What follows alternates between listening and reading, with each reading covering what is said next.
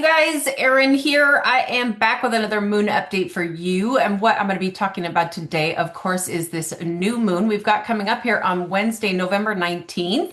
Now, the new moon peaks at 10:47 p.m. Pacific time. So with that said, for many of you, this would actually be coming through on Thursday, November 20th. Now, with that said, what I'm going to do in this recording is I'm going to break down the sign of Scorpio for you. This is coming through 28 degrees Scorpio. And as usual, as with any new moon, this is definitely a time to be manifesting new beginnings and growth that are related to the sign of Scorpio. So first, we're going to break down that sign of Scorpio for you. But then I'm going to pull up the chart. I'm going to be showing you all these very, very prominent astrological forces that are coming through with this new moon. We've got something called a grand water trine. We've also got a cazimi between the sun and Mercury very shortly following this new moon. Just a lot of really prominent astrological forces. I'm also going to pull up Black Moon Lilith again because Black Moon Lilith is getting very activated with this new moon. Okay, so we're going to go through all the aspects in the chart, and then I'm also going to be talking about certain parts of the body that are ruled by the sign of Scorpio because these parts of our bodies become sensitized, activated anytime anything up in the sky is transiting through the sign of Scorpio. And for this new moon, we've got Sun, Moon, Mercury, and Venus all in the sign of Scorpio. So it's a good idea to be paying a little extra attention to these parts of our bodies. I will be mentioning some potential herbal remedies to help support these parts of our bodies in the days surrounding this transit. And as usual, I will also mention some gemstones that resonate well with the sign of Scorpio. As so many of you know by now, every single new moon, I pull out my journal. I write down the growth I want to experience that's related to that particular zodiac sign. If you're somewhat familiar with your natal chart or if you've had a reading with me, you can go back and review the video recording to see which house in your natal chart this is coming through, which theme of your life is being activated with this new moon. And so I always incorporate that. Like for me, this is coming through my 12th house, my house of karma. And so with that said, I always incorporate that into what I'm trying to manifest that's related to that sign. And then I like to take some gemstones that resonate well with the astrological forces we're receiving and put them on top of my journal. Okay. In fact, I just got a new journal, finally a new journal. I ran out of my last page of my last journal. I don't know, 3 new moons ago or something. And so I've just been taking a little piece of paper and writing it and stuffing it in my journal. So I finally got a new journal. I'm really excited about that. Okay. So that's what we're going to do in this recording. Let's start out by talking about the sign of Scorpio. So this is what we call the fixed water sign. When we talk about fixed in astrology, we're talking about the signs that like to do things consistently with persistency, okay? They don't like to be scattered all over the place. And not only that, but in that element of water, this has a lot to do with emotions and feelings. You'll notice a lot of really scorpionic people experience feelings very, very intensely. In fact, this is kind of like the sign of intensity. It's ruled traditionally by Mars and in modern astrology ruled by Pluto. To me, it's very clearly ruled by both.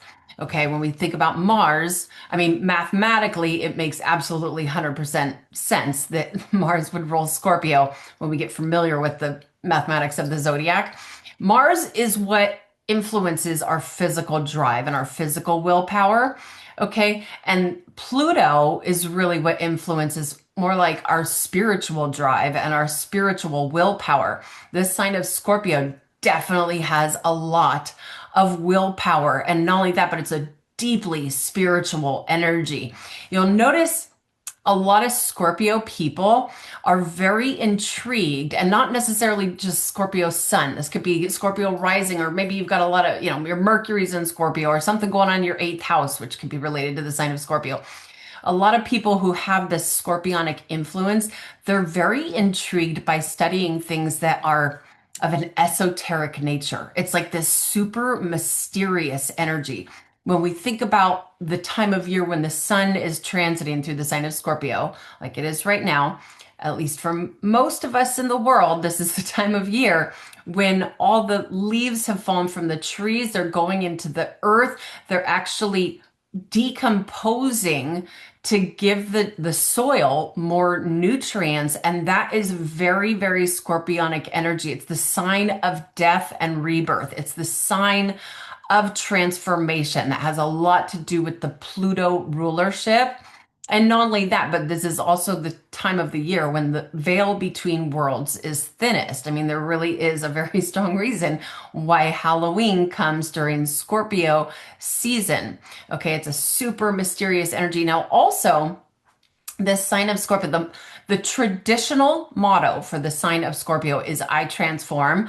But in the more modern books, I've also seen I desire. And both of these actually make sense to me. Again, Pluto being one of Scorpio's ruler, Pluto up in the sky is what influences a deep, powerful, often spiritual transformation, this process of death and rebirth. And that's very, very scorpionic influence. I transform.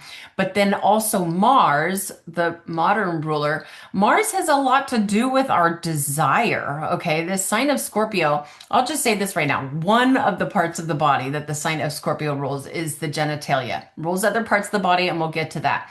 But this is a sign, that's very directly associated with like passionate sexual energy. And please do not get me wrong. I know plenty of Scorpios out there. It's not like every single Scorpio out there is running around with this extreme sexual desire.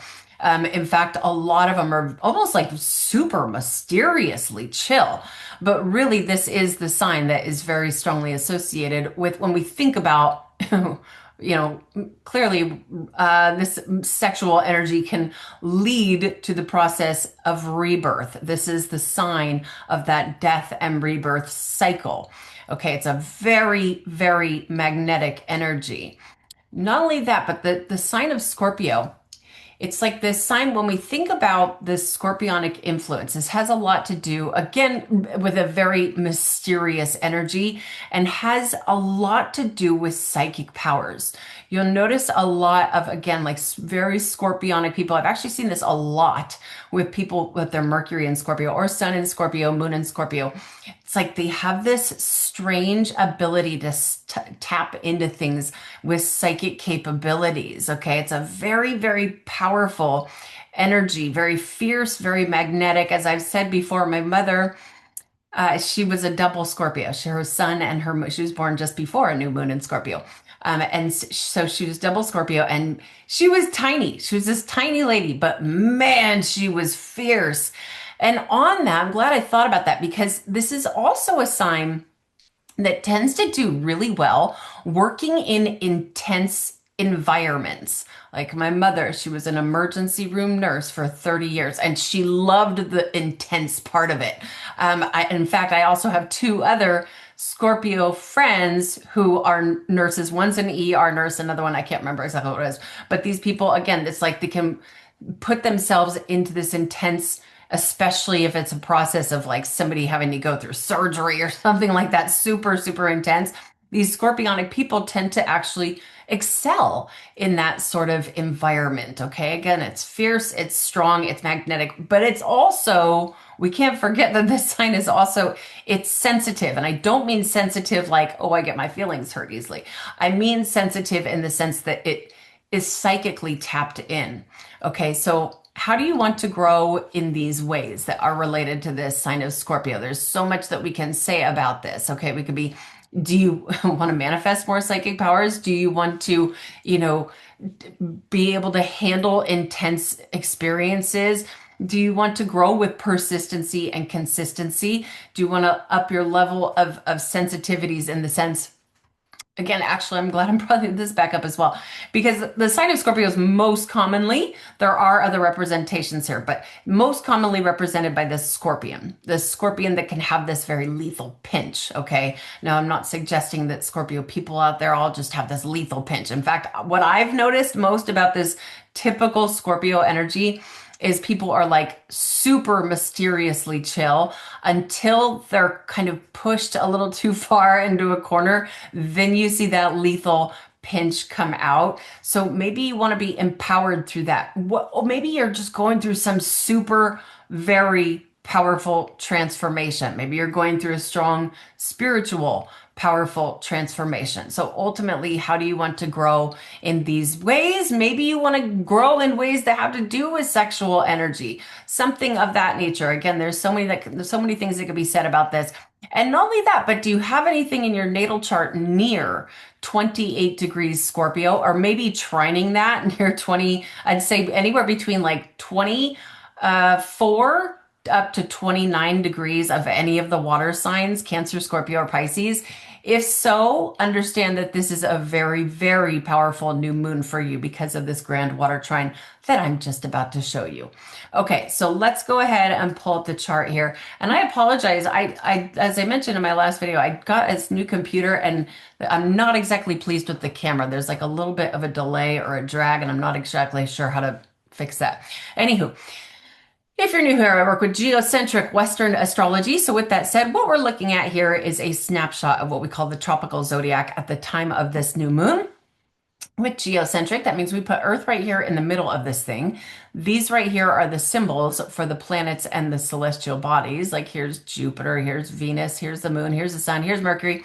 And when we go in the wheel just a little ways, these are the symbols for the zodiac signs that all these planets and celestial bodies will be beaming through onto Earth at the time of this new moon. Okay, so let's start here. This right here is a symbol for the moon, and here we find that glyph for the sign of Scorpio. So that's what you're going to want to look for in your natal chart. You're going to want to look to see which house, the houses are these things that kind of look like a slice of pie. Which house in your natal chart does that sign of Scorpio come through? Because then if you understand the energy of that house, then you're able to see the theme of your life that this is manifesting through. Okay, so 28 degrees Scorpio and 12 minutes to be exact. Now, here's the moon right here. Anytime we have a new moon, it's because we're having the sun and the moon are in the exact same spot. Okay, it's the sun being the fatherly energy, the moon being the motherly energy coming together and creating this energetic baby. And really, what's going to happen is approximately 6 months from now, we'll have the full moon in the sign of the sign of Scorpio. That would be the peak of this lunar scorpionic growth cycle. Now, I also want to mention this as well. We are constantly experiencing so many different types and forms of growth cycles, some that are just based on our natal chart alone, progressions, some that are based on our own lunar transits. It's all very, very complex, but I personally have noticed a huge growth in my life period, especially like setting intentions and working with these lunar cycles. And so that's why I put so much focus on these lunar cycles for these videos. Okay, so sun and moon in Scorpio. Now, where should I begin first? Let's start with the fact that this right here is Mercury. Mercury, who's in retrograde, by the way, is extremely tightly conjunct this new moon, also at 28 degrees Scorpio, but Mercury's at 27 minutes. Now, I took notes. I think it's 1:17 a.m. We will have what's called a Mercury cazimi. Yes, 1:17 a.m. Pacific time on November 20th, we will have this cazimi, which is the sun and Mercury being in the exact same spot. So that is very interesting. A lot of times this can hit sort of like the nervous system. I mean, I definitely fully intend on being asleep at 1:19 a.m. But again, for people over in the UK, this is a totally different time zone for you. You might, especially if you have something in your prominent in your natal chart, especially if it's like your sun or your Mercury or even your Venus or your Mars that is, near this 28 degree of Scorpio, understand this connection that's going on here between Mercury. Let's break Mercury down. In short, Mercury is really what rules over our mental function, information, data processing. You're listening to me talk right now. Information is going in through your nerves, going into your spinal cord, into your consciousness, and being stored there. And let's say you want to go tell this information to somebody else a little later. Mercury is going to go in and find that file of information and bring it back out for you to communicate. So with that said, Mercury is a very busy character. And when when we experience, like if we think about the intensity of this sign of Scorpio and we think about Mercury delivering all these little messages through our nervous system and through our consciousness, is working very, very fiercely. Now, yes, he is in retrograde. Let me tell you when Mercury is out of retrograde. Mercury is in retrograde all the way until November 29th. I tend to not put when they people will say, oh, don't have a business meeting or don't have that important conversation or, some astrologers won't even give astrology readings while Mercury's in retrograde. I don't take it to that level of seriousness. But I will say this, when we think about if you got something prominent near that 28-degree mark of Scorpio, then this Mercury retrograde might be a little more significant for you. Or if you're either a Gemini or a Virgo rising, this Mercury retrograde might have a little bit more of, and there's reasons for that, but might have a little bit more of an influence on you. And when we think about that word retrograde, the simplest way to describe it is it's kind of like a time to reevaluate. And we do have a lot of retrogrades. I'll get into that in a moment. I'll just point this out right now. We've got Saturn, obviously Mercury, Saturn, Neptune, Chiron, Uranus, Jupiter. The nodes, the nodes are almost always in retrograde anyways, but there's a lot of retrograde energy going on. So this very much could be a time to like reevaluate something that is either has to be written communication, make sure all your I's are dotted, your T's are crossed, or be reevaluating, okay, I have to have this conversation with this person. It might be time to really, kind of think twice on that and reevaluate what you need to move forward with. Again, especially if this Mercury retrograde is hitting something very prominent in your chart. And again, Mercury is in retrograde till November 29th. Now, trying to decide, let's get into it. The first thing that I saw when I pull up this chart is obviously these triangles that are going through the middle of the chart. That's what we call a grand water trine. What's happening here is that we've got the sun and the moon, these blue lines that are going from here to here. Obviously, there's more of them, but I'm just going to let's start with Saturn. Okay. Really, we've got the sun, the moon, Mercury and Venus all kind of sending these trines, which could be described as like they're sending harmonious rays up here to Saturn and Neptune. But let's start with Saturn. So Saturn going through Pisces all the way until I believe it's February 13th of 2026. Now, Saturn, as we've mentioned many times, Saturn wants discipline. Okay. Saturn is the influencer of things that we have to be responsible with. Okay. Saturn is he's strict, he's rigid. Okay. And with that said, and in the sign of Pisces, Pisces is the flowy mystic of the zodiac. Pisces is like the ruler of all things spiritual, and also has a very big influence on intuition and psychic capabilities. I kid you not, if this was just a person's natal chart, I'd be going, wow, this person's probably super, super psychically tapped in. But I think we need to be very, very responsible with that kind of energy. For some people, this is hard for them to believe. And maybe that might be due to just based on things in some people's natal charts. But some people are very clearly psychic. Obviously, some more than others. And a lot of that has to do with what's going on in their natal chart. The sign of Pisces, the sign of Scorpio, and the sign of Cancer are really kind of recognized as the ones that are very, very intuitive or plain old psychically tapped in. Okay, and the fact that we've got this conversation going on between these water signs, everybody's intuition is certainly heightened in the days surrounding this transit. But Saturn is saying be responsible with it. And he's also in retrograde. So again, be like kind of reevaluating, any kind of situation that would apply to what I'm talking about right now. Be responsible with your spiritual practices. Be disciplined with your spiritual practices, especially while Saturn finishes up in the sign of Pisces. He won't be back in the sign of Pisces for another 26 years or so. So let's take advantage of this.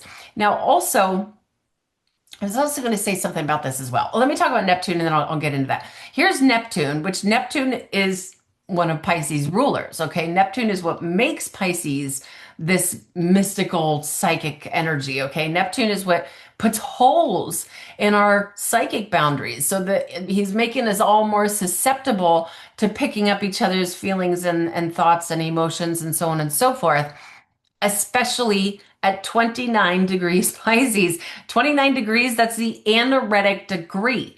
Okay, that is sometimes described as like a degree of chaos or a critical degree. It's a very powerful degree, okay? But Neptune, so Neptune's really taking like the dreams and the visions, anything that is of a flowy, spiritual, mystical nature, and really coming in, amplifying those things at the 29th degree of Pisces and harmonizing with this new moon. And then furthermore, we've got another trine going. I mean, really, we've got a couple of them going from Saturn. I mean, this is basically an exact trine going over to Jupiter in the sign of Cancer. So Jupiter, he brings wisdom and philosophy, expands things. Anything Jupiter touches, he makes it a bigger deal. Okay, so he's making this new moon a bigger deal. And furthermore, Jupiter is also in retrograde. So be, again, especially if you've got something very prominent. I mean, even if it's something not so prominent, even if it is something like Saturn or if it's one of your nodes or something like that, between 24 to 29 degrees of either Cancer, Pisces, or Scorpio, this is an intensely powerful new moon for you. Okay. And I would be very, very mindful with your energy. And I'm going to go there next. Let me first describe Jupiter. Jupiter brings faith. Okay. But again, everything he touches, he makes it a bigger deal. And in the sign of Cancer, he exalts. He works with his greatest strength here. Jupiter is it gets to be as I've said so many times before, it's just the perfect way to describe Jupiter and Cancer. He's extra charitable. Jupiter's already charitable, but he gets to be extra charitable in the sign of Cancer. Cancer's very, very sensitive. The motto is I feel. That's in part what makes it so intuitive. Okay. Now, with that said, all of these guys having this conversation with one another, it's very, very powerful. Then we go back down here to Venus in Scorpio, who's at 16 degrees Scorpio. Venus influences love and romance and harmony. And I will say this might be, it could potentially be a time for like hot and heavy energy. I feel like almost every single person that I've like hung out with that has Venus in Scorpio is the kind of person that is like they have no problem going. They can be very flirtatious in this very kind of like sexual way, but certainly not all of them, because of course there are things that counteract it. But understand that we're all Venus, the influencer against of like romance and snuggles, okay? And Scorpio being this, kind of revved up sort of energy. But Venus is harmonizing over here with the North Node in Pisces. That North Node, we're all receiving a heavy dose of Pisces energy, especially until kind of going, I would say most prominently until the middle of February of 2026, but that North Node is going through the sign of Pisces all the way till the end of July of 2026. So that North Node works like a pump that works like through magnetism, and it's pumping more Pisces energy onto everybody. But for this new moon, it's harmonizing with Venus. That's a lot of very watery forces. Now, when we say watery forces, of course, I could be talking about, as I've mentioned plenty of times in previous videos, that it's like, especially with Saturn and Neptune and the North Node all in the sign of Pisces, it's a good idea to be really, really mindful about water. Like just either water you're drinking or water that you're going to go swimming in or water in your surroundings. There could be some, I know where I live, there's been an immense amount of rain. I mean, I could not believe I keep a little bowl outside on the deck for the cat to be able to drink water off of. And it was empty the day before that. And all of a sudden the rain within 4 or 5 hours, the whole thing was completely filled up with water. And I have to be really careful about, I'm giving you little personal side notes here. I have to be careful about that because what happens is the only reason I don't leave water in it like overnight is because I don't like it if a bug or a spider or a slug or something, a little pill bug or whatever they are, anything goes in there and ends up stuck in the water and drowns. And so now that it's been raining, I keep having to go out there and dump the water out. I only leave it out there when I can actually see the cat going and drinking water. Anyway, there's that. Careful of flooding. As I've said also so many times before, I would be very mindful about like the water that you're consuming. I mean, I don't want to go into too much crazy detail, and obviously we just do the best we can. But if you're drinking water out of a plastic water bottle, unfortunately, that's really not very ideal because what happens is, at least from my understanding, they fill up.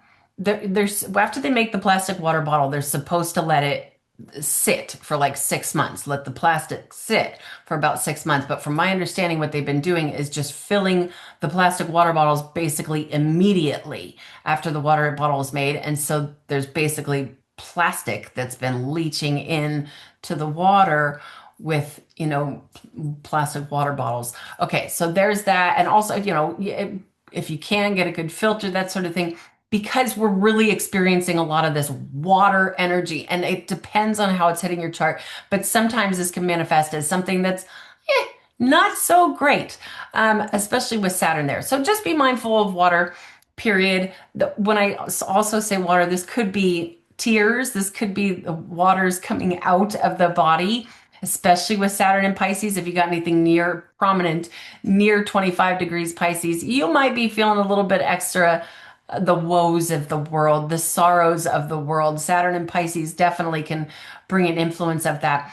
Okay, so there's that, but also keep in mind, if you are somebody who's already super, like, if you already know that you're fairly psychic, if you already know that you're super intuitive, even if you don't know it, I would still listen to what I'm about to say. This is a time to be very, very mindful with those powers, because we're all going to be far more vulnerable to picking up each other's thoughts and feelings and emotions.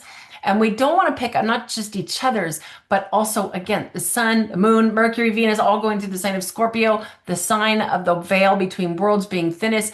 We don't want to be picking up on weird, unwanted energies. In fact, we will get into this, but the sign of Scorpio is actually very strongly associated with parasites, and not just, like parasites in the body, but energetic parasites. Okay. So that's something that we'll get into some protective gemstones. I know for myself was something that I have done honestly since I can remember. Like, even I don't even know where I got this from. I don't know. I didn't read this. I think I was doing this before could actually even read.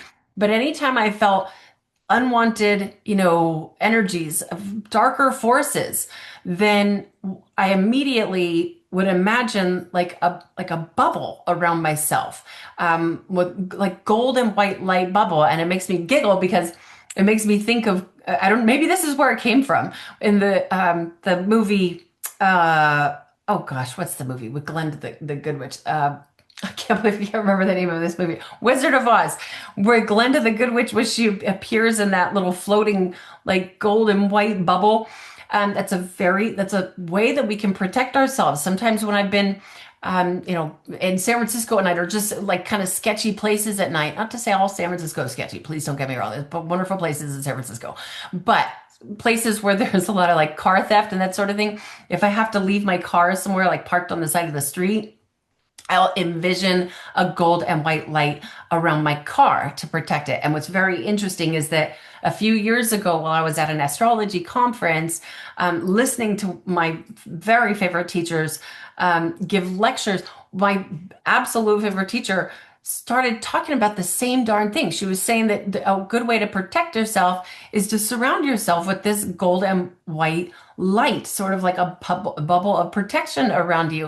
And I was like, oh my gosh, I've never heard anybody else say that. And it really gave me a lot of confirmation. Like it made me feel like what I kind of just dreamed up for myself was very validated, hearing it from somebody with, I mean, decades of years of experience in front of me. So there's that. I think we all should be kind of trying to set intentions to stay protected, but at the same time, it's also really, really lovely energy. Okay, now quickly, I'm going to go. I took some notes here so you guys understand how things are going to be in retrograde for a while. So we've got, again, Mercury till November 29th. We've got Saturn in retrograde till November 27th. We've got Neptune in retrograde all the way till December 10th. Chiron in retrograde all the way till January 2nd. Uranus in retrograde all the way till February 4th. And Jupiter in retrograde all the way till March 10th. So again, we can take this as a really good time to sort of reevaluate. Maybe you need to like reformat stuff. Another thing going back to this Saturn Neptune conjunction, they're going to be fairly close together all the way, kind of even going a little bit through March of 2026. Then once April hits, Saturn will start to speed up and get a little further past Neptune. But they are going to be fairly tightly conjunct for quite some time. And they're both in the sign of Pisces. I know Neptune moves out of Pisces sometime in January, but basically they're both in Pisces and conjunct up until the first couple weeks of January. And so this is a really good time, especially if you've got something prominent in the late degrees of Pisces. What have you been dreaming up that you want to bring into fruition? This new moon is an incredible time to be really working with intentions to bring your dreams into reality, because Saturn here, he brings things into reality. He's like the influencer of material, tangible things. Okay, so him being next to Neptune, which helps us dream up what we want to bring into fruition, seeing as they're together, it's a very creative force, but ultimately it's like bringing in the dreams of what we want to create, and combined, that would be Neptune, and combined with Saturn going, okay, well, we have to actually take discipline and we have to be responsible in the way that we do this, but he's providing us with the force to be able to do that, to actually, do the hard work to bring what we want into this actual physical reality. And since they're harmonizing with the new moon, the new beginnings, that's very opportunistic. Okay, actually, one more thing I want to show you. I am going to pull up what is called Black Moon Lilith. I'm bringing up Black Moon Lilith for the second time this year because Black Moon Lilith is heavily activated for this new moon. Here is Black Moon Lilith. Black Moon Lilith, okay, in short, Black Moon Lilith, it is said she's the first wife of Adam. And she was basically kind of shunned because she had very strong sexual desires, and like a not just sexual desires, but strong desires.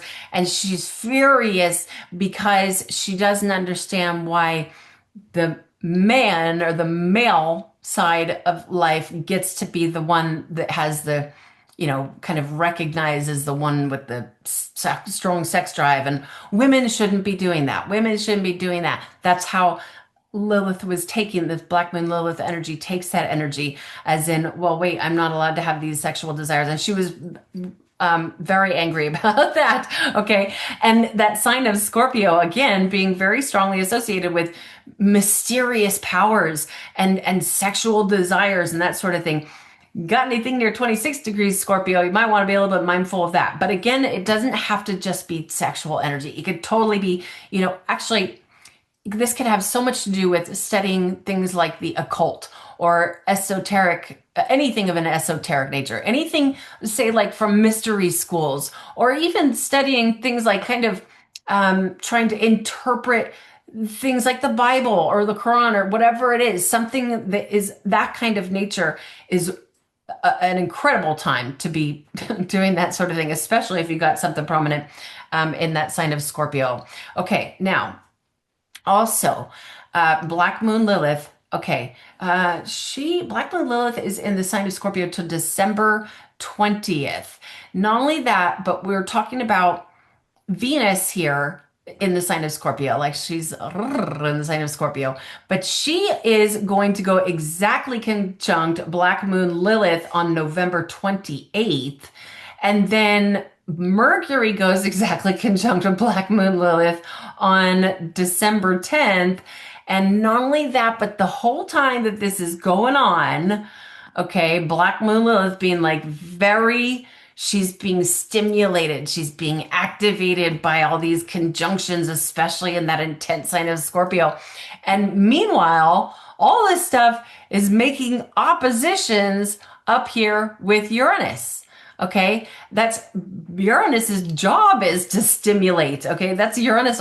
If you picture Uranus is a person. This is like my favorite way to try to help people understand the energy of Uranus.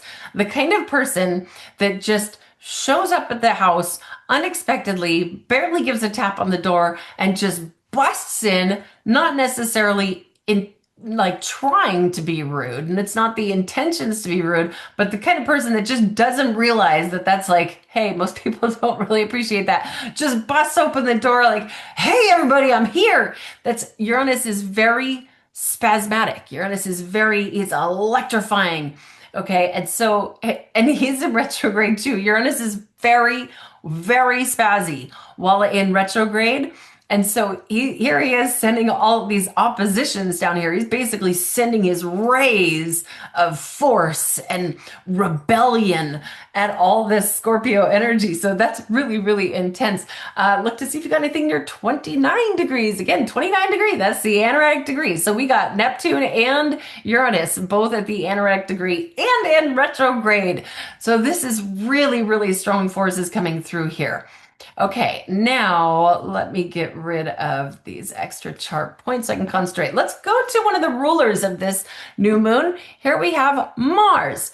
Mars is in Sagittarius. If you got anything near 11 degrees Sagittarius in your natal chart, recognize that Mars is there firing that thing up. I kid you not. I feel like every single person I know that is born with Mars and Sagittarius, I love them because the sign of Sagittarius, it's wildfire. It's very optimistic and it seeks adventure. Okay. Now, not only that, but Mars, just look at the symbol for Mars. Mars, his job is to pierce and penetrate through things. He rules the muscles. He rules the adrenal glands. He, again, rules our physical drive. And so people who are born with this Mars and Sagittarius, they're like, okay, we got to go adventure over here, over there, and very like optimistic and fired up people. Of course, there's things that can counteract that if it's making an opposition with Saturn or something. But for the most part, Mars and Sagittarius is a fun energy. If you've got Mercury near 11 degrees Sagittarius, your mental function might be a little overstimulated. You might be dealing with like nervous system overdrive, but on the same token, it's fun, it's fired up.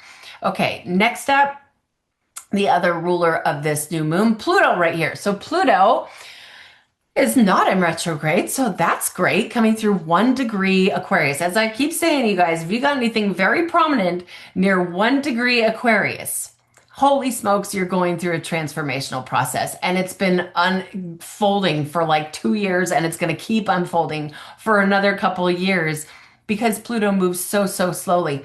But for the collective, I really do feel, I'm thinking, okay, we think Pluto again, he's deep spiritual willpower. Okay. Pluto can be very, very destructive, but he will reveal things. If you think about, maybe I feel like at least once we're into adulthood, probably every single human alive has had to go through some sort of, powerful transformation. Clearly some more than others.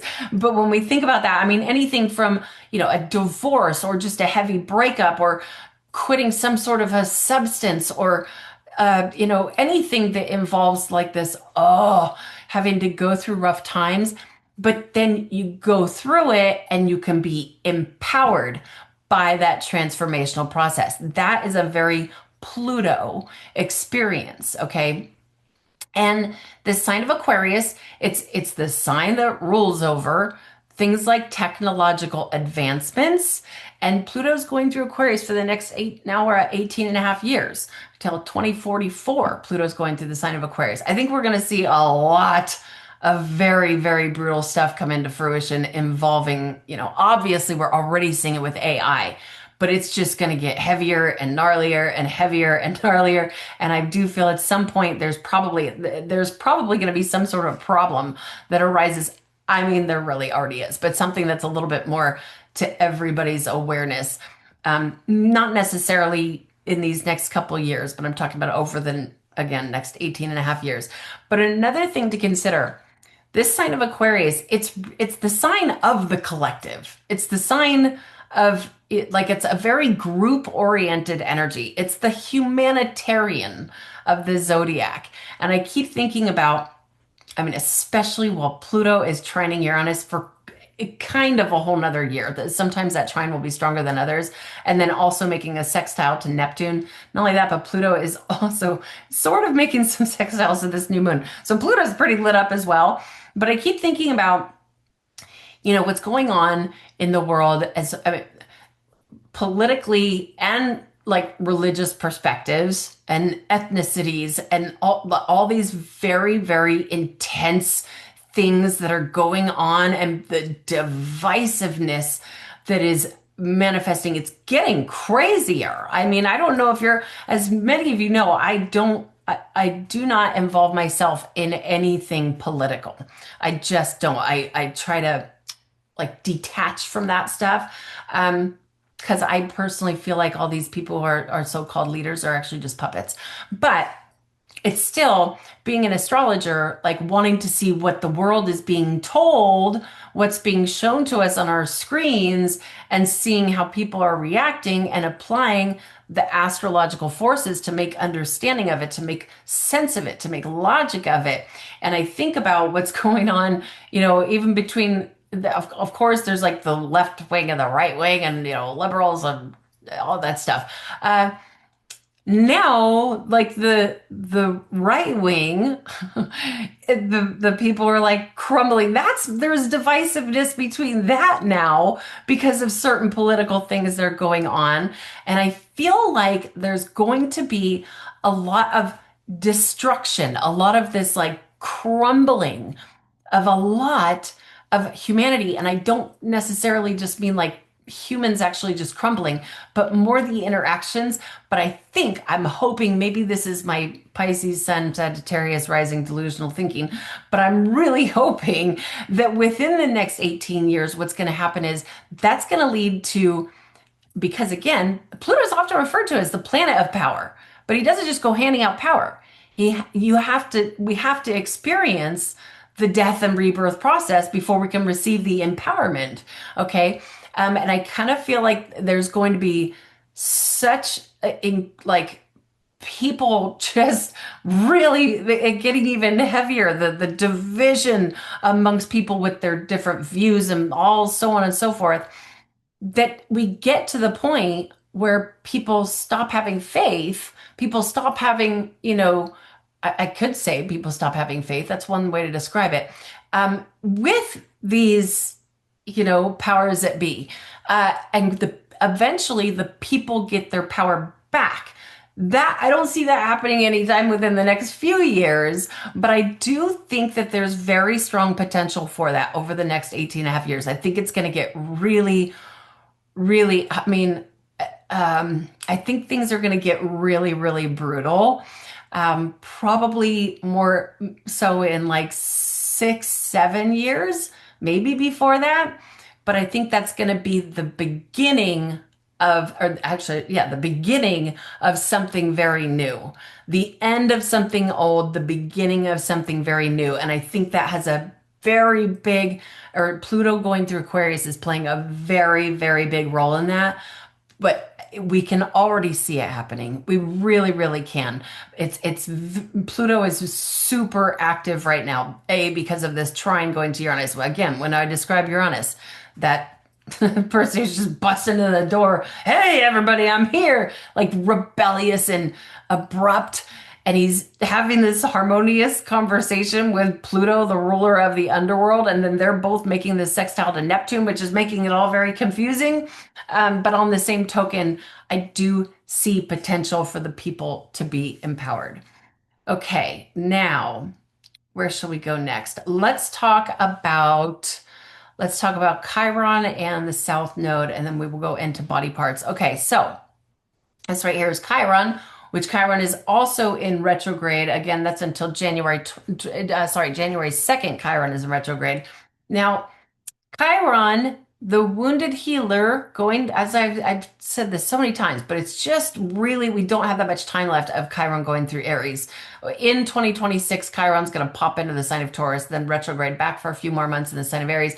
And then 2027, he will be completely out of that sign of Aries for a very long time. And so we could just say he's finishing up in the sign of Aries. He is the wounded healer. Okay. Chiron ultimately, like the beauty of Chiron is Chiron's energy wants us to heal.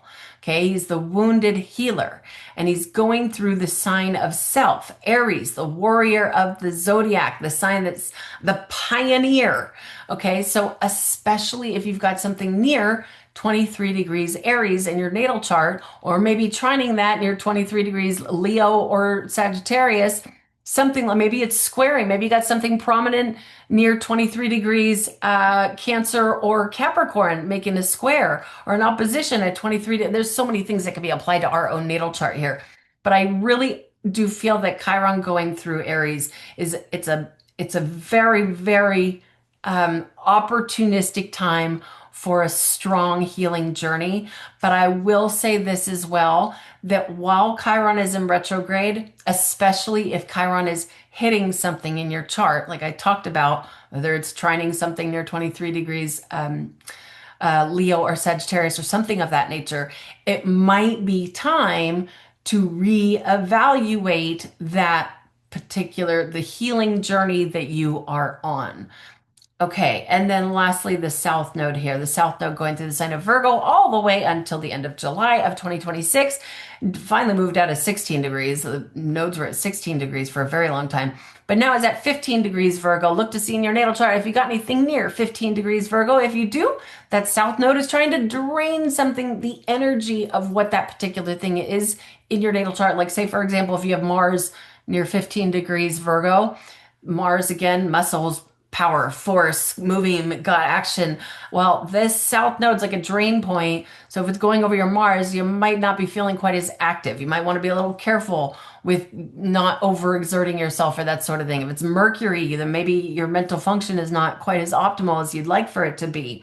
Not only that, but I would also look to see which house the sign of Virgo comes through in your own natal chart, because that will show you the theme of your life, that the South Node is trying to drain something away in there.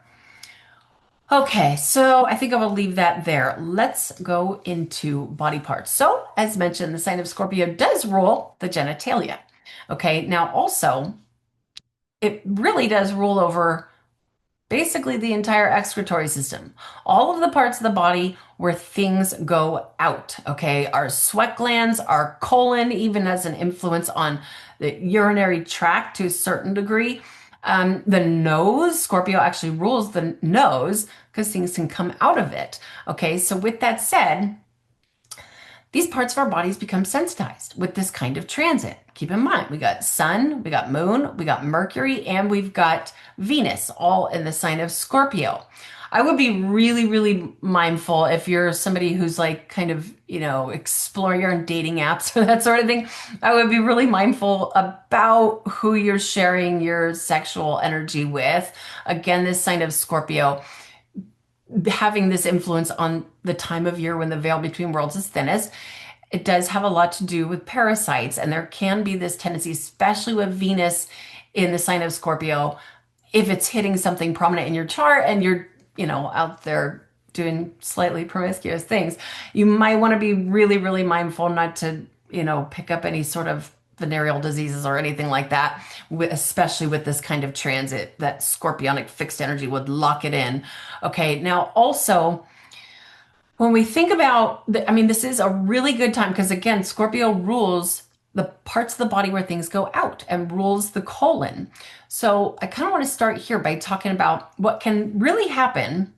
Not that this necessarily entirely applies to this particular transit, but if you're a Scorpio out there, or especially tends to be a little bit more of an indicator with Saturn in Scorpio, people born with Saturn in Scorpio, sometimes with the South Node in Scorpio, this can happen as well. But if people are constipated, if they're because if the colon is like kind of like blocked up, that's what I talk about if Saturn's and people born with Saturn and Scorpio, sometimes they will have a very strong tendency to become constipated because Saturn tightens things up, doesn't like to release things. Meanwhile, the sign of Scorpio needs to release things. It's the sign of fleshing things out to bring in something more and more powerful. Okay, so with that said, what can happen is if this can happen to anybody. You don't have to have anything on the sign of Scorpio. But what can happen is if we're constipated, basically there's toxicity that will leak through the colon and end up in the bloodstream. And then that leads to all kinds of issues, all sorts of, once it's systemic and in the bloodstream. I mean, then we're talking about it can get into the blood-brain barrier, and this plays a big role in things like eczema, all kinds of weird things that can come from this. So, with that said, with this kind of transit, what I like to do is really focus on getting rid of the bad, unwanted stuff in my body, the unwanted thing, parasitic forces in my body. And so, as I've said, brought this guy into the picture so many times here. This is rug. This is my very, very favorite supplement for it's rug. Remove unwanted guests. A perfect title for this. It's got a combination of wormwood and clove bud and black walnut hull. I hope I said that right. And then there's also other things in here. There's milk thistle. There's Chonsa Piedra. There's even enzymes in here. And a company that I entirely trust. This is like my super favorite supplement. I definitely noticed that if I'm taking it fairly consistently, I'm able to think clearer. And so that's I like to make sure I go a little heavy on rug. You don't want to, if you've never taken it before, you don't want to start heavy with it. But my body's used to taking it at this point. So I always love to dive into rug. But then we want to make absolute sure that when we are killing any of these, parasitic forces or funguses in our body, we need to make sure that we're flushing it out through the colon. And this kind of a transit could potentially be a really good time to do that. I am not a doctor. This is by no means medical advice. Okay, always check in with your healthcare practitioner and do your own research before putting things into your body. But these are things I learned from my own journey. In case some of you out there don't know, about, gosh, what's been 12 years now? I can't remember even more, something 13 years ago. I was extremely sick to my face. The whole bottom part of my face was swollen. It looked like I literally had like cantaloupe growing out of the side of my face. They were so swollen and blistered, and it was awful. And once I started cleansing my body of parasites, which by the way, doctors were making it way worse. One doctor even actually gave me, he's like, okay, yeah, it's a fungus. Here's an antifungal. And I took the antifungal prescription medication. And what happened was it killed the fungus, but my body couldn't get rid of the dead byproduct. And so my body was completely overloaded with toxicity. I didn't have a doctor telling me, hey, you got to make sure you're flushing everything out as you're cleansing yourself or as you're, killing things in your body. So with that said, what I like to go to is something called the Oxy powder, which it's by Global Healing, which is very, very powerful. Always, this is no recommendation. Again, I'm not a doctor, but it's just important for anything that we follow the instructions on the bottle. So keep that in mind. But it's really good for flushing out the colon and keeping things clean in the body. Okay, so there's that. And another thing to mention is Sanicle can be really, really powerful for removing really stuck waste in the body. Another thing to mention here is that if you feel you might be somebody, and this is, I'm going to say that we're explaining this as hypothetical, okay? Because I have to be careful when I'm talking about these things, because I'm not a doctor, not a licensed practitioner, but these are things that I've, through the years, learned wonderful information through the Academy for Astrological Medicine, wonderful information through the Mind Body Institute, wonderful information just from several different teachers, and going through my own experience. And so something that I have learned is that if we do think we've got, something that could be like leaching into the bloodstream and going systemic, what I always use is either red beets or beet powder. I know a lot of people don't like the taste of beets, which is totally understandable. I didn't used to like beets, but I learned to. I somehow managed to be able to make them taste good for me. Red raw beets are probably the best. I don't particularly care for the flavor of them that way, but if like just I shred them up on a like a cheese grater, to make really, really small pieces. And I'll put it on top of my salad or whatever it is I'm having. But also something that I like to do with beets is I will steam them, red beets preferably, steam them, and then I peel the skin off, and then I cut them up to small pieces, and I put them in a piece of Tupperware with either yellow or red onion cut up into smaller pieces, and then I put my homemade apple cider vinegar on top of that with a bunch of really good high quality sea salt, and it's delicious, and it's super, super, super, super healthy. But it's also a good way to get beets inside the body. But beet powder, you can even get beet powder in capsules. And that's, I mean, if you just think about the color of red beets when you're cutting it open, think about what that does for the blood. It's like such a similar color. It's very, very cleansing. One of Earth's greatest gifts for keeping the blood clean. Okay, now as far as gemstones go, the dedicated zodiacal birthstone for the sign of Scorpio is topaz. I do not have a topaz. Unfortunately, I did, and it breaks my heart every time I think about it because my mother gave me this little blue topaz necklace, but it was I when I was like 13 or something, and I don't know what I did with it. It somehow vanished. I don't know, maybe I lost it at a friend's house years ago or something like that. But topaz is a really fantastic stone for going through the process of transformation. It can be very, very cleansing. Of course, there's all different types of colors and shapes of topaz. And obviously, if you're going to get a really high quality one, it's a little more expensive. So obviously, not everybody's got topaz laying around. I would say the one I want to go to next, let's start with this guy. This right here is tourmalinated quartz. Okay, am I saying that right? Tourmalinated quartz. And what it is it's obviously quartz, but those little black lines in there is tourmaline. Okay, and so with that said, see, clear crystal quartz is an amplifier, but the tourmaline is a protector. Okay, so that's what I really like to work with black tourmaline. It's like basically I'm trying to amplify what I'm trying to manifest, but I'm also keeping myself protected from the unwanted energies. Another really, really good scorpionic stone.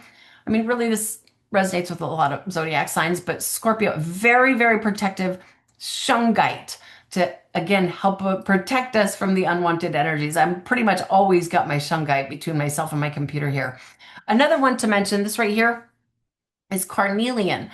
As I brought carnelian into the picture so many times here because it's my favorite go-to stone for somebody who's trying to heal from sexual trauma. I mean, it's so awful when I think about how many of my mostly female clientele, but of course I have two male clients that have really been through some pretty rough sexual trauma as children.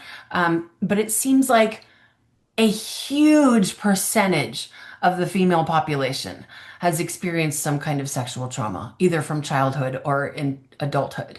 And so, with that said, this could be a really good time to set the intentions to overcome that, to be empowered through it, to let that go, flush out what's no longer serving, and be empowered through the experience. And carnelian is my definitely my go-to stone for that sort of work.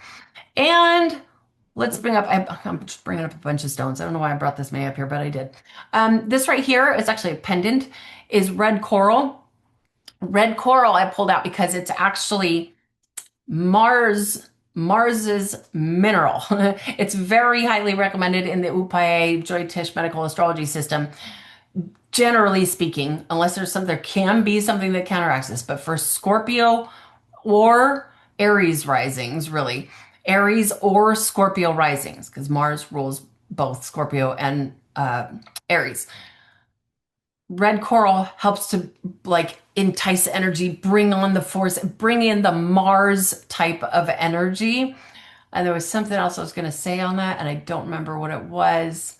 What I will say is that it's important. There's a lot of fake minerals, period, out there. I would go, if you were going to get red coral, unless it's a really good trusted source, I wouldn't really buy it from the internet.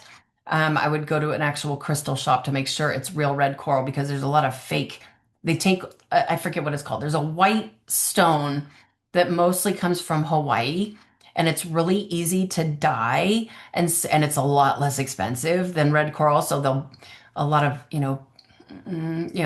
untrusted sources will buy these stones and dye them red to make them look like red coral. So that's something to be mindful of.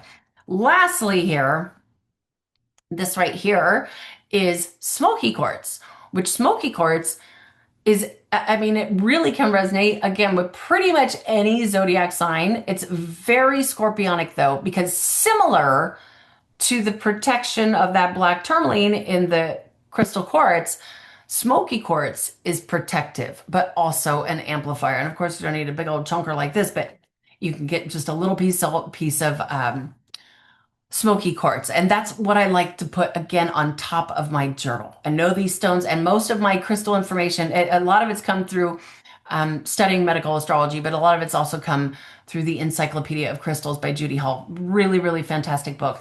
And it's like, it helps you understand why each stone, each gem or mineral resonates with certain celestial bodies and with certain zodiac signs. And so that's why I like to put them on top of my journal. But I always do try to work with a combination of protective and amplifying stones. Okay, so I think I'm going to leave that there.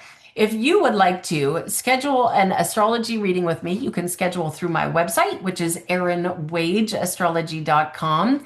And when you do schedule there, you can always just leave a little note. When you make your booking, you can leave a little note to let me know if there's anything specific that you want to focus on for your session. I really do look forward to hearing from some of you or all of you. And until next time, namaste to all of you.